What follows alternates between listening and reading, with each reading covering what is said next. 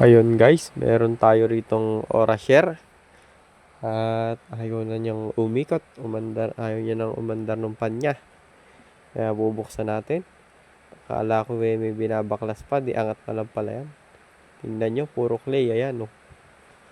Puro clay ang loob niya. Pinasukan ng clay ng mga bata. Kaya ayaw nang umandar ng pan. Sira na. Pero hindi yan sira. Ang nangyayari, nasira yung dalawang pakpak ng LC niya guys. Ayan na, di angat lang pala siya.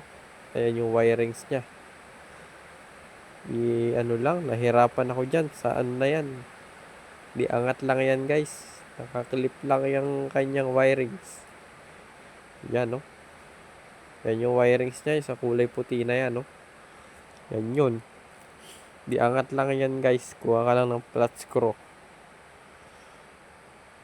Kala ko kasi yung mainboard niya hindi naiaangat yan. Naiaangat pala. Tingnan nyo guys. Ayan no. Inaangat ko na yung ano niya. Wiring ng pan. Dalawa lang guys ang ano ng pan niya. Orashare yan guys ha. Makatanong nyo kung ano yan. Yan guys yung mainboard niya. Naiaangat pala yan. Ingatan nyo lang at yung wiring niya. Hindi masyadong ano yan. Di bunot lang. Ayan no. Bunutin natin no. Medyo anuhan nyo yung pagbunot. Gaanan nyo. Baka mabunot yung wire. Ayan no. Yan ang mainboard ng Orashare. Original yan guys. Flat screw. Ayan. Flat screw lang kunin nyo. Tuklapin nyo dahan-dahan. Diangat lang yan guys. Medyo ingatan nyo yung pag-angat. Pag nasira ang wiring, wala na.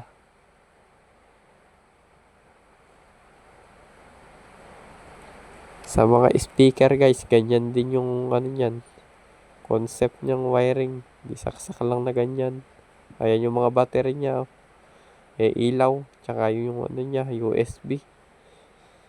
USB cord. O, diba? Hindi pala nakita sa video. Binabaklas ko yung dalawang tornilyo niya dun. Sa pan. Para matanggal yung dulo. Ayan o. Ayan na nga guys. At nabaklas na yung dulo niya. Ayan o. Mahaba ang tornilyo niya na. Ayan yung ano. Makikita nyo yung pan niya. Di kasi ano yung ano. Nakapatong lang kasi sa ketchup yung cellphone ko. Ayan o. Kaya pang video. Ayan yung pan niya. Puro clay o. Yan yung ano niyan. Pinakalikod. Hindi yan yung pan ha. Likod lang yan. Diyan lumalabas yung hangin. Yan yung labasan niya. Yung ano. Airflow. Tingnan nyo yan guys. Ayan na yung ano niya. Hindi ko nakapakita sa video. Wala kasi tayong phone holder. Ayan yung pan niya. Made in China yan guys. Ayan o. Puro clay. Clay yung loob. Ayan o. Sira na yung pakpak ng pan. Yung dalawa putol. Sira na. Pero hindi pa sira. Pwede pa yan.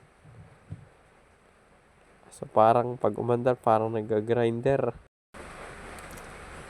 Ayan guys. Ayan yung pan niya. Made in China yan Tingnan natin yung loob nito kung matatanggal yung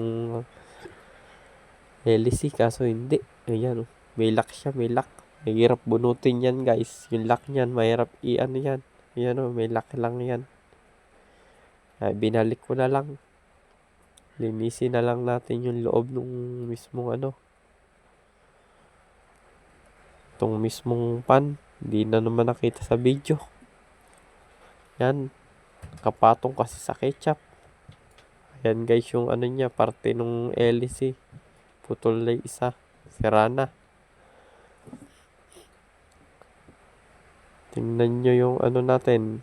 Ginagawa. Hindi na nakita. Nililinis ko dyan yung ano. Yung loob niya. Tinatanggal ko yung ibang clay. Tingnan natin guys. Maya maya kung ano. Kung gagana ba siya.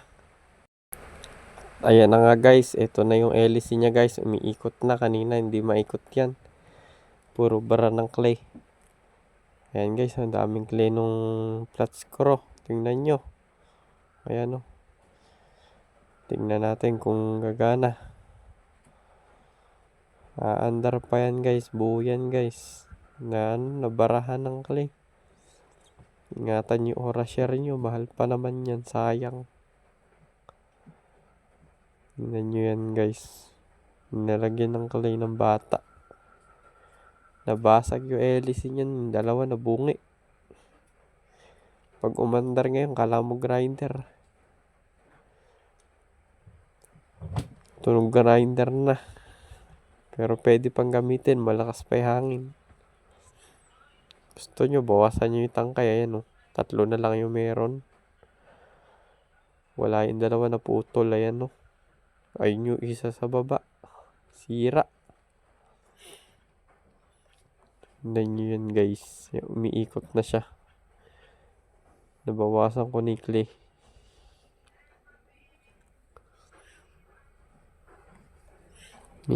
Ikot muna dyan at makita natin kung pwede siyang paganahin na. Testing natin. Ingat lang sa wiring, baka mabunot. Mahal din yung pan yan, 1,000 yung nakita ko. Yung pan niya na yan o. Yan yung mainboard niya, yung sinasaksakan ko ng Tingnan natin ngayon kung gagana.